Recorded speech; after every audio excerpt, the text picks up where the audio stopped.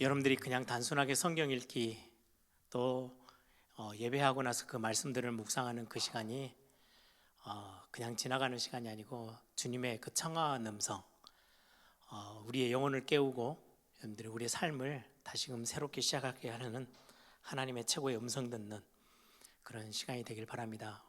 우리는 주님 나와 동행하면서 우리와 함께 하시면서 여러분들이 하나님의 시선을 맞추고 집중하는 그 시간에 우리에게 하나님은 최고의 응답의 음성들을 들려주시는 시간들이 있음을 여러분들이 잊지 않기를 바랍니다. 그래서 5월 1일부터 다시금 두 번째, 이제 구약 성경 두 번째죠. 작년에는 우리 신약 성경을 다 읽었고요. 성경 읽기를 이제 이번 주 주일부터 시작합니다. 이번에는 조금 지겹지는 않을 거예요. 사사기도 그렇고 룻기, 사무엘 상하 이렇게 가면 되게 스토리들이 되게 많아요. 그래서 되게 재밌게 성경을 좀 읽고 이렇게 여러분들이 묵상할 수 있는 시간이 될 겁니다. 거기에 포인트들만 우리가 YBS에서 잠깐 이렇게 짚어주고 지나가겠습니다.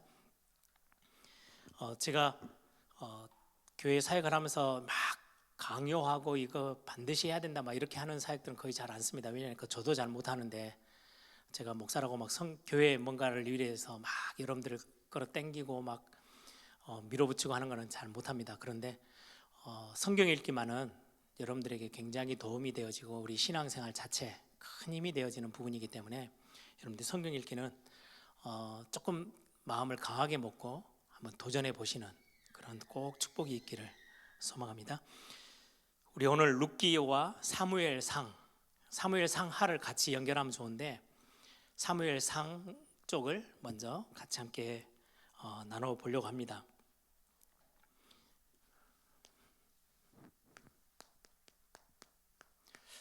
룻기부터 먼저 좀 보면은요, 우리 성경을 한번 찾아서 읽어볼까요? 룻기 1장 1절. 룻기 1장 1절에 보시면 룻기의 어떤 배경이 어떠한지를 금방 눈치를 좀 채실 수 있을 거예요. 우리 찾으셨으면 같이 함께 읽겠습니다. 1절부터 5절까지 함께 읽습니다. 사사들이 치리하던 때에 그 땅에 흉년이 드니라. 유다 베들레헴의 한 사람이 그의 아내와 두 아들을 데리고 모압 지방으로 가서 거류하였는데 그 사람의 이름은 엘리멜렉이요 그의 아내의 이름은 나오미요 그 두 아들의 이름은 말론과 기련이니 유다 베들레헴 에브라 사람이더라. 그들이 모압 지방에 들어가서 거기서 살더니 나오미의 남편 엘리멜렉이 죽고 나오미와 그 두 아들이 남았으며 그들은 모압 여자 중에서 그들의 아내를 맞이하였는데 하나의 이름은 오르바요 하나의 이름은 루시더라. 그들이 거기에 거주한 지 10년쯤에 말론과 기련 두 사람이 다 죽고 그 여인은 두 아들과 남편 뒤에 남았더라. 이게 룻기의 큰 전체 배경입니다. 룻기는 별로 길지 않아요. 4장까지밖에 없는데 그 룻기의 배경이고요. 우리 1장 15절에서 18절만 한 번 더 읽어보겠습니다. 룻기에서 가장 유명한 구절이기도 합니다. 15절에서 우리 18절 같이 읽습니다. 나오미가 또 이르되 보라 내 동서는 그의 백성과 그의 신들에게로 돌아가라니 너도 너의 동서를 따라 돌아가라 하니 룻이 이르되 내게 어머니를 떠나며 어머니를 따르지 말고 돌아가라 강권하지 마옵소서. 어머니께서 가시는 곳에 나도 가고 어머니께서 머무르시는 곳에 나도 머물겠나이다.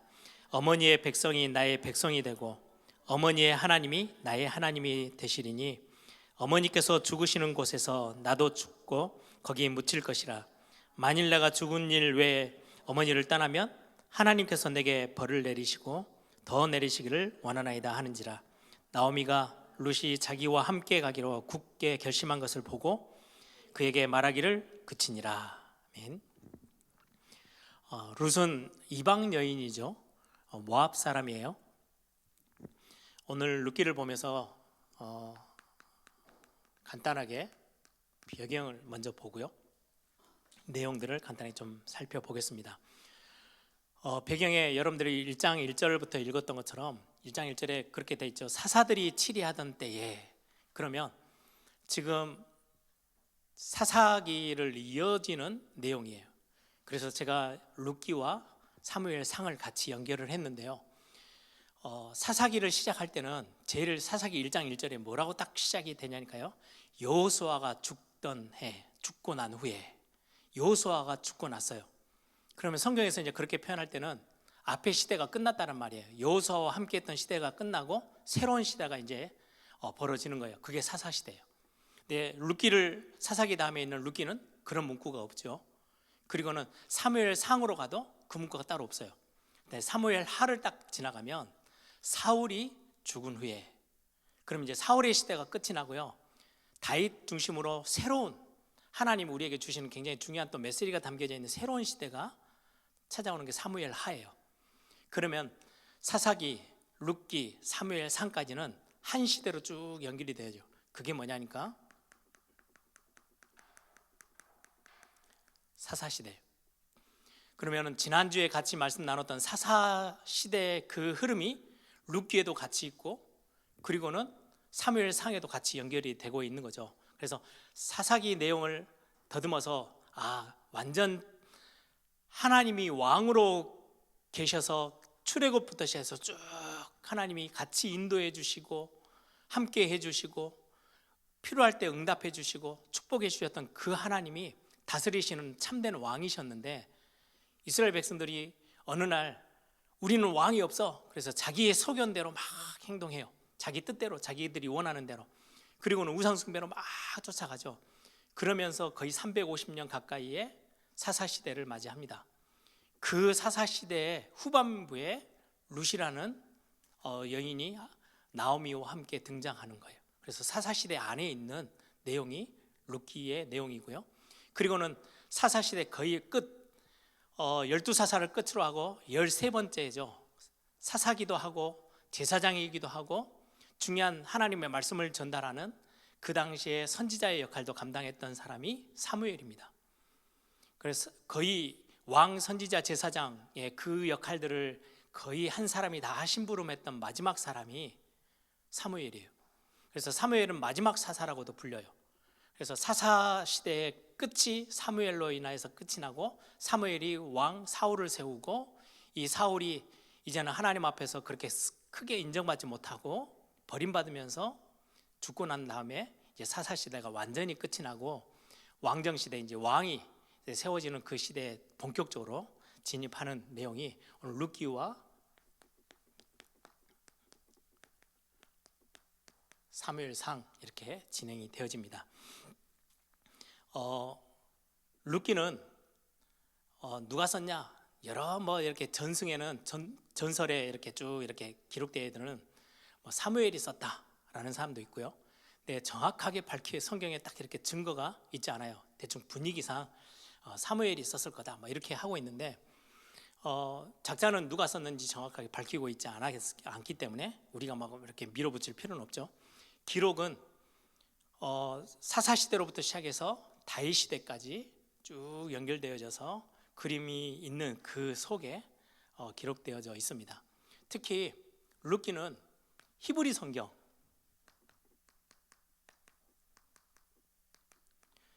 목사님, 히브리 성경하고 우리가 보는 성경하고 뭐가 다릅니까? 우리 지금 나영화 목사님이 성경 개론에 대한 책을 우리 성도님들에게도 소개하고 그거 갖고 계신 분들도 있죠. 그걸 보면은 전체 나영화 목사님 참 서론에 그 책을 쓰면서 구약은 히브리 성경을 기준으로 해서 구분을 했다라고 돼 있어요. 그래서 지금 우리가 보는 성경의 흐름대로 안 읽고요, 읽다 보면 갑자기 룻기가 없어요. 여러분들 나영화 목사님 쓰신 책 보시면 사사기 보고 사무엘상으로 넘어가요. 룻기가 어디 있지? 히브리 성경에는 룻기가 어디 있냐니까 잠언 뒤쪽에 있어요. 잠언 아가 그 다음에 뒤에 룻기가 있어요. 그러면서 잠언서에서 마지막에 핵심되는 단어는 현숙한 여인이라고 나오는데, 그 현숙한 여인의 굉장히 중요한 증인처럼 룻이라는 여인이 같이 연결돼서 나와요. 그래서 그러면 이 룻기는 다윗 시대 때 다윗 왕의 어떤 그런 상황들과 함께 연결되어져 있기 때문에 그때 당시나 아니면 그 앞에 왕정 시대를 만들어 나가면서 많은 선지자들이 기록했다라고 이렇게 추측만 하고 있습니다. 여기에 보시면 전체적인 배경이에요. 제가 지도를 잘 못 그리는데 이게 지중해예요. 바다고, 여기 갈릴리 바다, 여기가 사해 바다, 여기가 여리고쯤 되고요. 여기가 이제 유다 땅, 유대 땅, 예루살렘이고 바로 밑에 베들레헴이 있어요. 우리가 성탄절날 마리아와 요셉이 아이 예수를 이렇게 배 속에 이제 만삭돼서 베들레헴까지 내려와서 호적을 하죠. 나사렛 동네는 이 위쪽에 있거든요. 얼마나 먼 거리를 애를 안고 이제 호적을 등하기 위해서 베들레헴까지 내려오죠. 그리고는 이쪽 요단강을 건너서 이 사해바다 이 건너편에 있는 이쪽이 모압 땅이에요. 그러면 지금 오늘 본문에도 나온 것처럼 이 지역에 유대 땅에 엄청난 기근이 들고 흉년이 들어가지고 나옴이라는 여인이 남편과 함께 도저히 여기에서는 지금 살 수가 없어. 농사도 지을 수도 없고 흉년이 들어서 여기서 살면 우리가 죽을 것 같아. 그래서 건너가서 모압 땅에 가서 삽니다. 두 아들과 함께 남편하고 나오미가. 그래서 룻기에는요 3명이 나와요. 나오미, 룻, 그리고는 나중에 보아스라는 인물이 나옵니다. 이 3사람 중심으로 룻기는 써져 있어요. 이 모압 땅으로 이주해서 건너옵니다.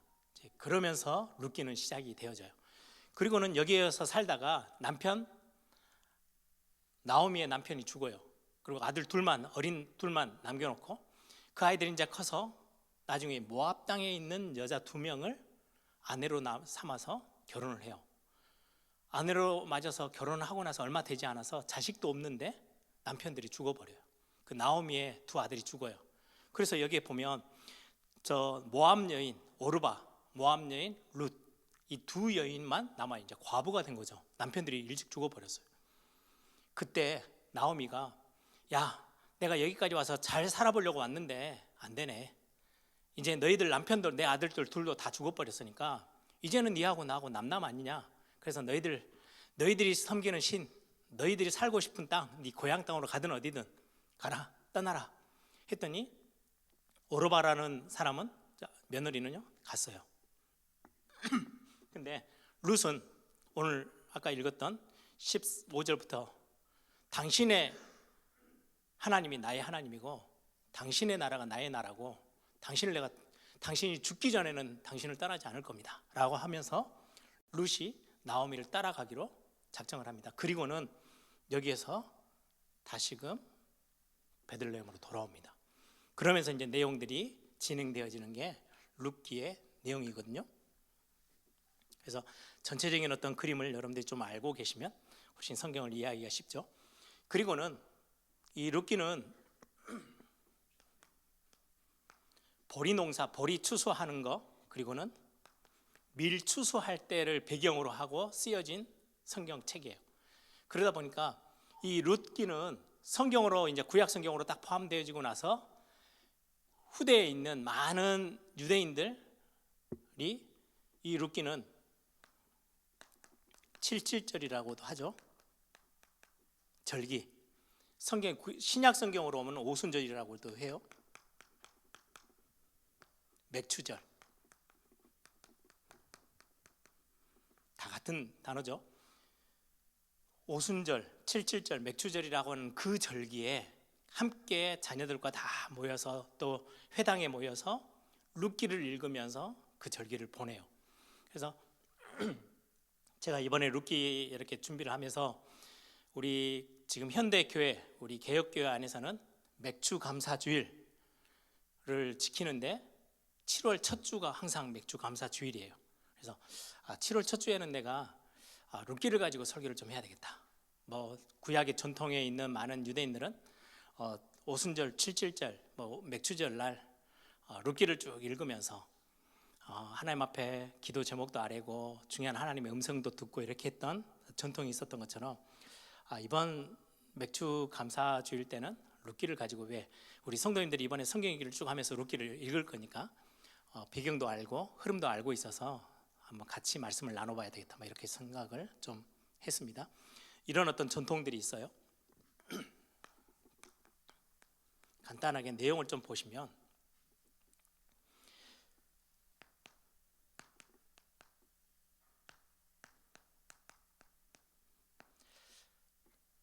여기에 나와 있는 나오미, 룻, 보아스, 특히 룻과 보아스는요 하나님을 경외하는 자예요.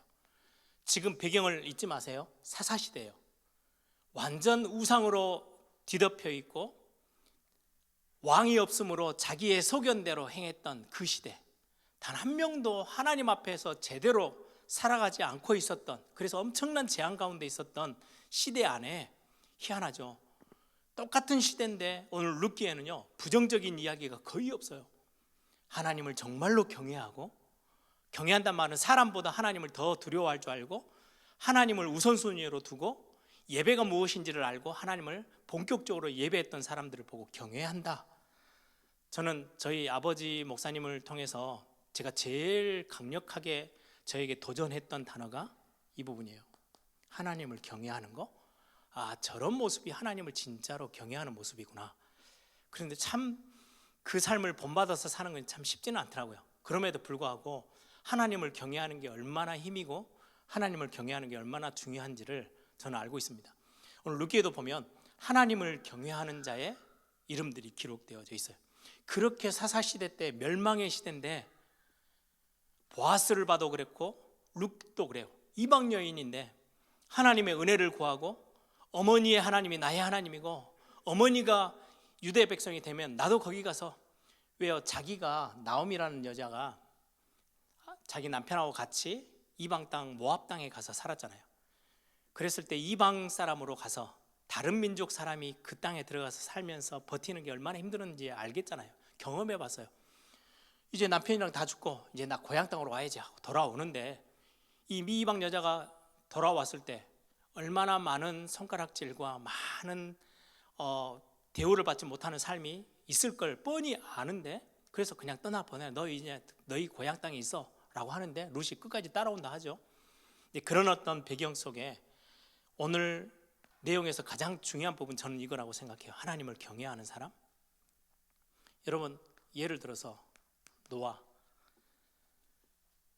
네피림이 있었던 시대, 다 홍수로 완전히 하나님이 다 쓸어버릴 작정을 할 만큼 죄악이 관영했던 시대인데 성경은 분명하게 기록합니다.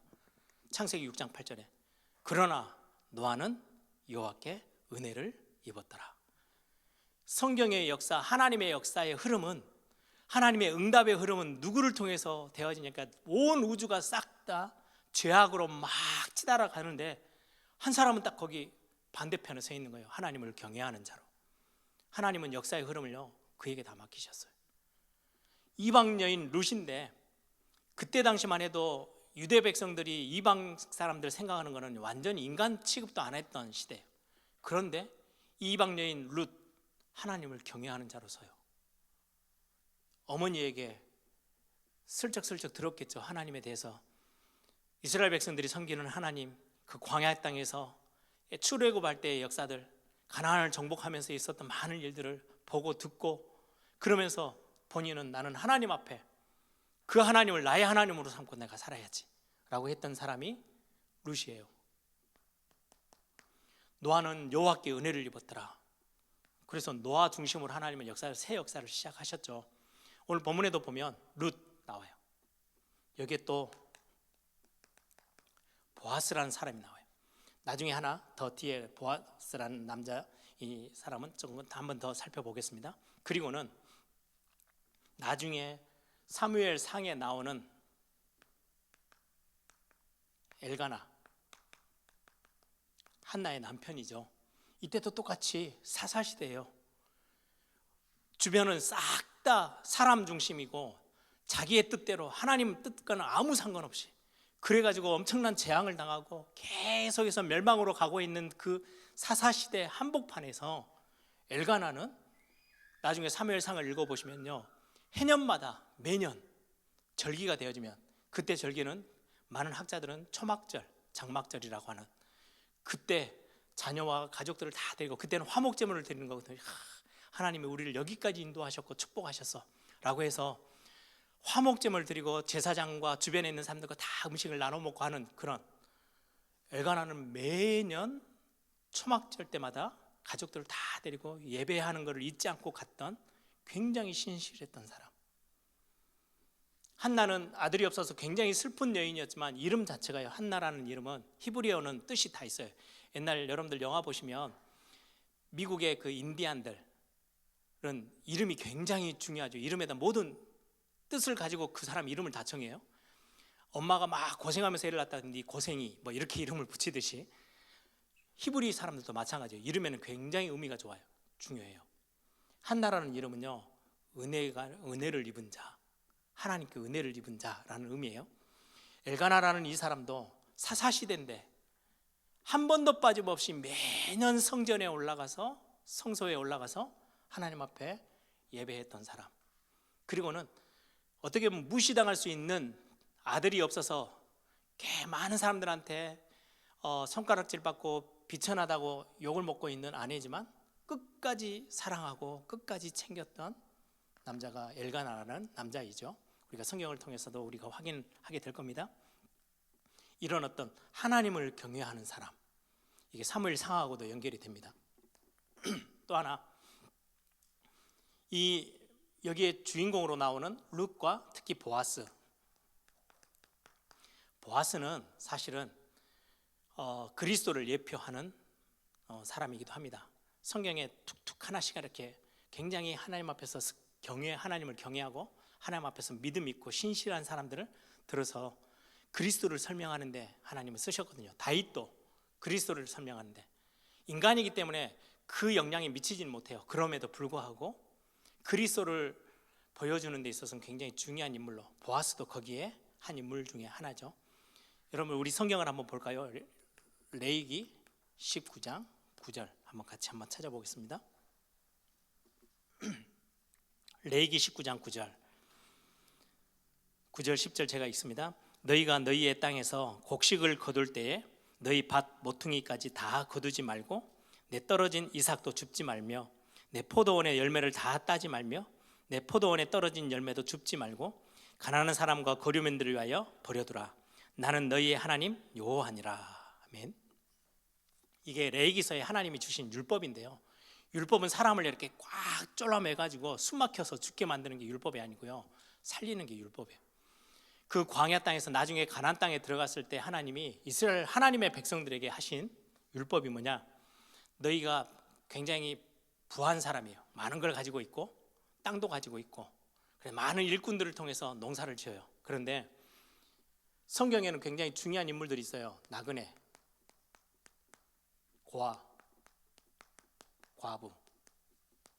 이거는 완전히 취약계층, 최고의 연약한 자들로 평가받는 사람들인데, 이들을 위해서 밭을 가지고 농사 짓는 사람들이 이삭을 이렇게 다 이제 마지막 추수철이 돼서 추수를 하다가 이삭이 떨어져요. 절대 줍지 마, 놔두고 가. 필요하고 저 하다 보면 농사 이제 추수 이렇게 다 걷다 보면 저 구석에 모퉁이 쪽에 있는 거는 그냥 놔둬. 그래야 지나가던 나그네나 고아나 과부들이 와서 그걸 주워갈 것 아니야. 보아스의 땅에서 농사를 짓다가 이 말씀대로요, 보아스는 신실하게, 굉장히 신실해, 말씀대로 다 그걸 남겨놔요. 나중에 룻이 와가지고 저 이방 여인이잖아요. 그리고는 자식도 없어요. 과부예요. 그리고는 고향 땅에 나오미와 같이 와 있는 걸 보고 이 룻이 이 보아스의 땅에 가서, 친척인가 봐요, 같은 가문의 사람, 고향이니까 거기에서 이제 이삭들도 죽고 이렇게 하는 걸 보고는 일부러 많은 양의 이삭들을요 바닥에 그냥 다 깔아놔요. 주워가라고.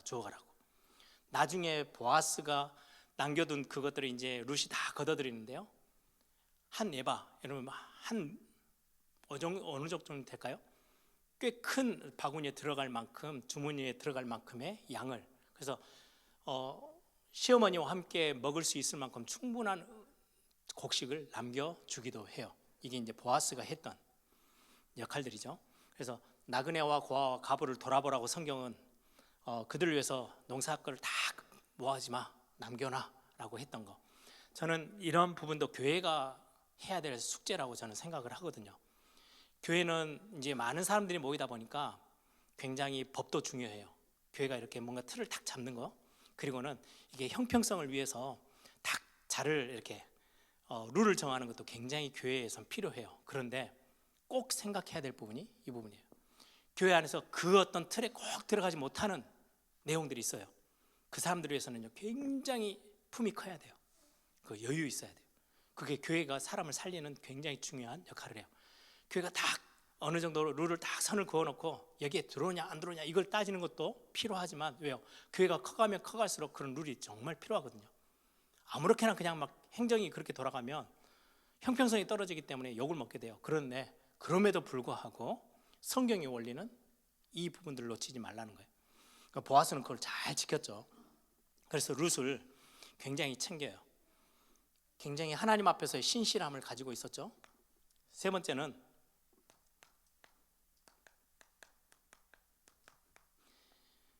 룻기에서 굉장히 드러난 부분 중에 하나가 기업을 물을 자. 나오미가 보아스하고 작전을 짭니다. 우리 가문에 우리 친족 중에 굉장히 잘 사는 보아스라는 사람. 그런데 지금 너는 남편들을 다 잃었어. 근데 성경의 원리 중에 하나가요, 기업을 물을 자, 상속자로 너무 불쌍하잖아요. 그래서 이거를 그냥 두지 말고 자식 없이 남편이 죽어버려서 과부로 남아있는 사람은 친척 중에 충분히 그걸 감당할 수 있는 배경이 되는 사람이 아내로 삼아요. 그래서 자식을 낳게 해줘요. 자식이 있어야 그 시대 때는 시족사이기 때문에, 그래서 기업 상속을 받아서 살아남을 수 있기 때문에 그걸 신명기서에서 말씀하고 있거든요. 우리 신명기 25장 잠깐만 한번 살펴보겠습니다. 룻기에서는 이 부분이 이해가 되어져야 여러분들이 보아스와 룻과의 관계들이 충분히 이해가 되어질 겁니다. 신명기 25장 5절에서 10절인데 5절 6절만 우리 같이 함께 읽어봅니다. 형제들이 함께 사는데 그중 하나가 죽고 아들이 없거든 그 죽은 자의 아내는 나가서 타인에게 시집가지 말 것이며 그의 남편의 형제가 그에게로 들어가서 그를 맞이하여 아내로 삼아 그의 남편의 형제된 의무를 그에게 다 행할 것이요 그 여인이 낳은 첫 아들이 그 죽은 형제의 이름을 잊게 하여 그 이름이 이스라엘 중에서 끊어지지 않게 할 것이니라. 지금의 어떤 윤리 도덕과는 전혀 연결이 안 되어지는 부분인데, 그때는 시족 사회에서 대를 이을 거, 기업을 상속받아야 될 부분들에 있어서는 신명기서에 말씀하고 있는 것을 보아스가 그대로 이 룻을 그래서 받아들여서 자기 아내로 삼는 내용이 나오게 됩니다. 여기에는 복음이 굉장히 섞여 있어요. 복음이, 우리는 이미 떠나서 상속을 받을 만한 가치가 없는 사람이 됐어요. 과부처럼 이방인이죠. 남편 일찍 죽어버렸죠. 아무 배경이 없어요. 가치 없어요. 그런데 하나님께서 그리스도를 보내셔서 룻을 품듯이 우리를 기업 물을 자, 상속자. 그래서 로마서에는요, 하나님의 자녀면 하나님의 상속자다. 그래서 저와 여러분이 하늘 보좌의 모든 것들을 누릴 수 있는 하나님의 자녀로 도저히 가치 없고 자격 없는 우리를 불러서 룻 같은 여인을 불러서 아내로 삼고, 그리고 모든 상속된 축복들을 전달하는 것. 그래서 이 보아스는 이런 부분에 있어서는 그리스도의 사역에 굉장히 많은 부분에 눈을 뜨게 만드는 인물이기도 하죠. 몇 가지 핵심 내용만 잠깐 볼게요.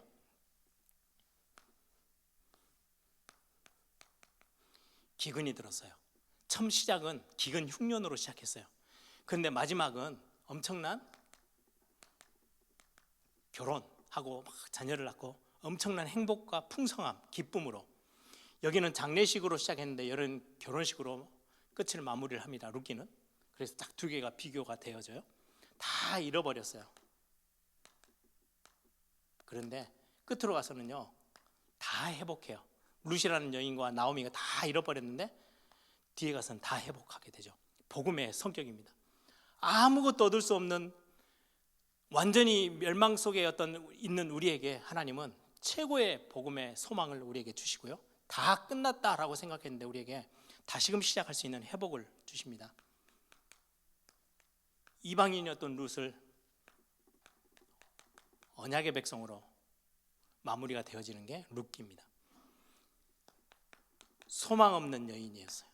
그런데 결국은 룻기 제일 마지막에 보면요, 다윗의 할머니가 되어져요. 굉장히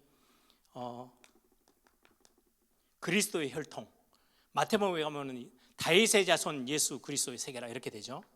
그리스도를 예수님의 족보 속에 들어오는 여인으로 완전히 소망이 넘치는 자리로 끝이 나게 됩니다. 그래서 이게 룻기의 전체적인 어떤 배경의 내용이기도 합니다. 연결해서 사무엘 상을 먼저 보시면, 사무엘 상과 하는 지금 현대 성경에는 반으로 나눠져 있죠. 상, 하. 옛날 우리 어렸을 때 만화책방에 가면은 상권, 하권, 상, 중, 하 이렇게 나눠지는데, 성경이 너무 기니까 현대 사회에 오면서 반으로 쪼개서 사무엘 상, 사무엘 하. 근데 원래 성경은 한 권이었어요. 사무엘서. 그래서 사무엘 상과 하는 같이 연결해서 보면 좋은데, 아까 말했던 사사기의 어떤 배경 속에 있다 보니까 룻기와 사무엘 상을 같이 함께 보면 훨씬 이해가 쉬울 것 같아서 같이 함께 보게 됐습니다. 왕이 없으므로 그렇게 시작했던 사사시대인데 결국은 하나님이 왕을 허락하시는 내용이 이 사무엘 상에 기록되어져 있습니다. 그래서 사무엘 상에는 세 사람의 인물이 나와요.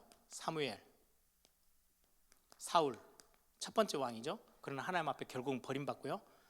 다윗, 하나님이 다시금 선택하고 하나님 앞에 쓰임받았던 인물.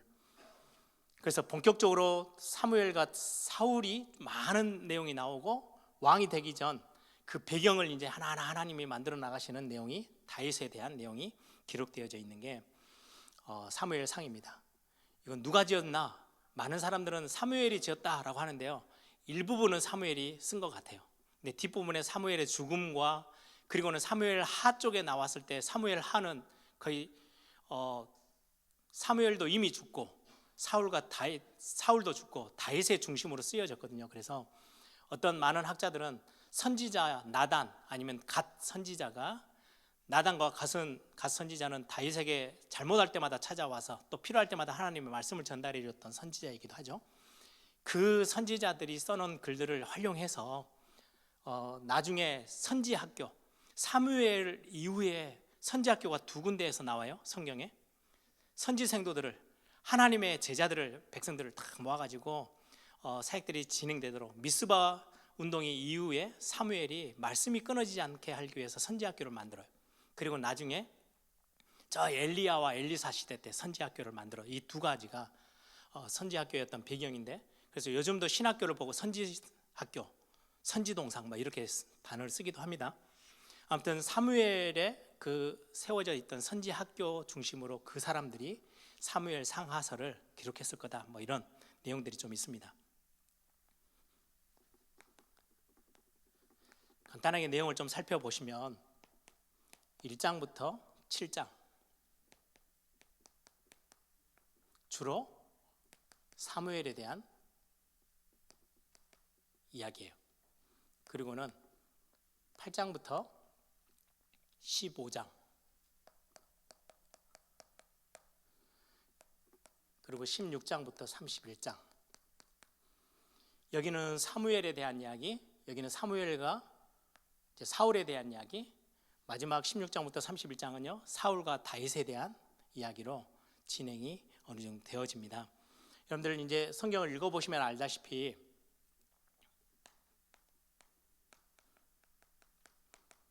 가장 먼저 사무엘상의 첫 번째 등장하는 인물은 엘가나와 한나가 등장하지만, 엘리 제사장, 사사시대 때 제사장으로 쓰임받고 있는데도 불구하고 전혀 하나님 앞에 인도받지 못했던, 종교적이고 도덕적으로 완전히 타락했던 엘리 제사장과 그 자녀 둘. 그래서 나중에 자녀 둘이 제사장이잖아요. 엘리 제사장의 아들 둘, 제사장으로서 하나님 앞에 예배하는 물건들, 제사의 제물들 다 먼저 취해가 버리고 성적으로도 완전 타락해요. 나중에 저는 사무엘 상하서를 가지고 이렇게 강해 설교를 좀 하려고 하는데요, 엄청난 종교적으로 도덕적으로 타락한 시대에 나중에는 언약궤는 자기들의 어떤 부적과 같은 거예요. 언약궤만 가지고 나가면 전쟁이 무조건 승리한다. 그래가지고 이 제사장 아들 엘리 제사장 아들 둘이 언약궤를 앞세고 갔다가 그 전쟁에서 한날 한시에 같이 죽어요. 그 소식을 듣고 의자에서 벌떡 일어나다가 목이 부러져 죽은 사람이 엘리 제사장이에요. 이렇게 인물이 기록되어져 있는 중에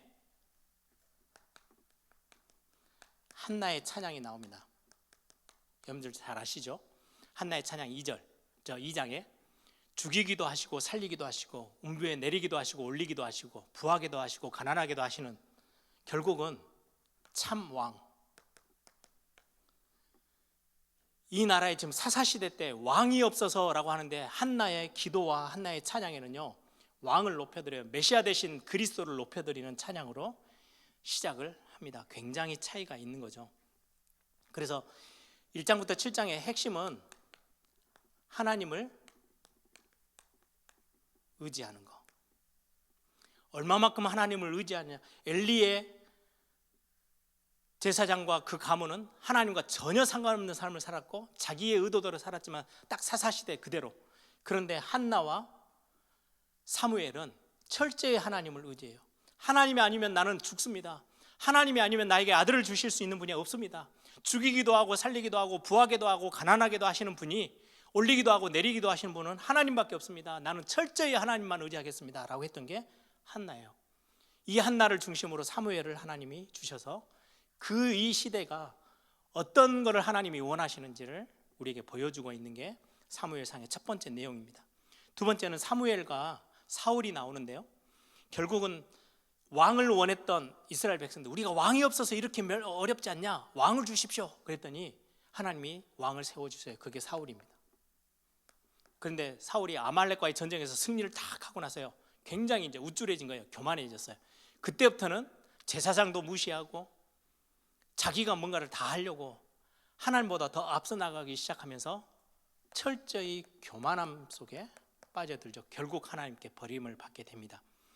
그래서 이 내용을 적으면데 사울과는 대조적인 인물이 한 명이 나와요. 그게 다윗이에요. 하나님을 경외하는 사람, 하나님을 두려워할 줄 알고. 그래서 다윗과 골리앗의 내용에 딱 가서도요, 나중에 뭐라고 이야기해요? 네가 비웃고 웃고 있는 만군의 여호와의 이름으로. 다윗은 철저히 하나님을 경외하는 자의 모습으로 섰던 것을 우리는 보게 됩니다. 마지막 부분에도 다윗이 나오는데요, 이 다윗의 영성이 특별해요.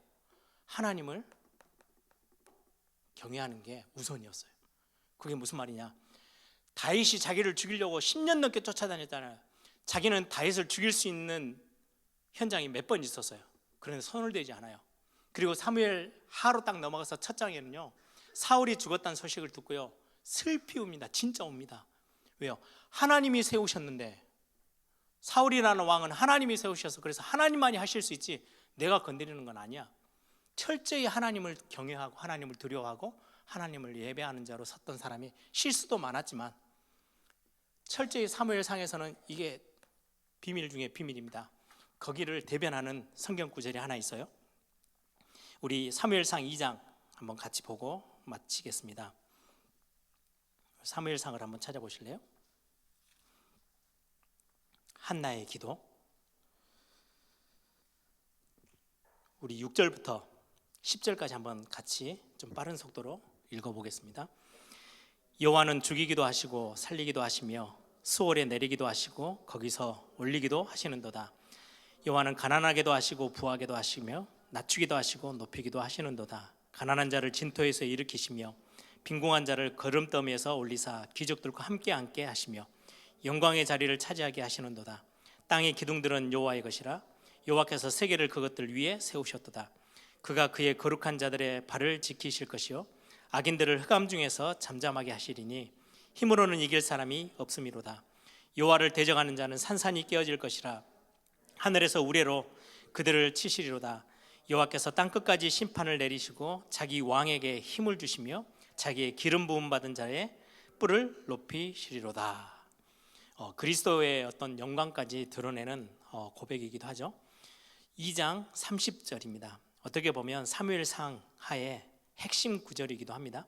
사무엘상 2장 10절 같이 읽습니다. 2장 30절 같이 읽습니다. 그러므로 이스라엘의 하나님 나 여호와가 말하노라. 내가 전에 내 집과 내 조상의 집이 내 앞에서 영원히 행하리라 하였으나 이제 나 여호와가 말하노니 결단코 그렇게 하지 아니하리라. 나를 존중히 여기는 자를 내가 존중히 여기고 나를 멸시하는 자를 내가 경멸하리라. 거기에 대한 증거 문서가 사무엘상입니다. 사울, 하나님을 교만해서 멸시하는 자 하나님은 아예 버리셨어요. 그런데 실수도 많고 연약하지만 하나님을 끝까지 사랑하고 하나님을 경외했던 인물들, 하나님이 너가 나를 존귀 여기면 나도 너를 존귀 여길 거야. 창조주 하나님의 말씀이죠. 여러분들이 사무엘상하 이렇게 읽으시면서는 여러분들의 어떤 예배자로서의 어떤 모습들, 예배자로서의 어떤 중심들, 하나님 앞에서의 신앙생활의 고백들 여러분들 좀 다 찾아내는 그런 축복이 있는 시간이었으면 좋겠습니다. 우리 같이 함께 잠깐 기도합니다. 하나님, 하나님을 의지하는 거, 하나님을 경외하는 거, 하나님을 붙잡는 거, 우리의 신앙생활에 그게 얼마나 중요한지 룻기 또 사무엘상하 읽어가면서 그 축복들을 확인하고 다시금 회복해내는 시간들이 되게 해달라고 우리 한번 다 같이 한번 통성으로 함께 기도하겠습니다.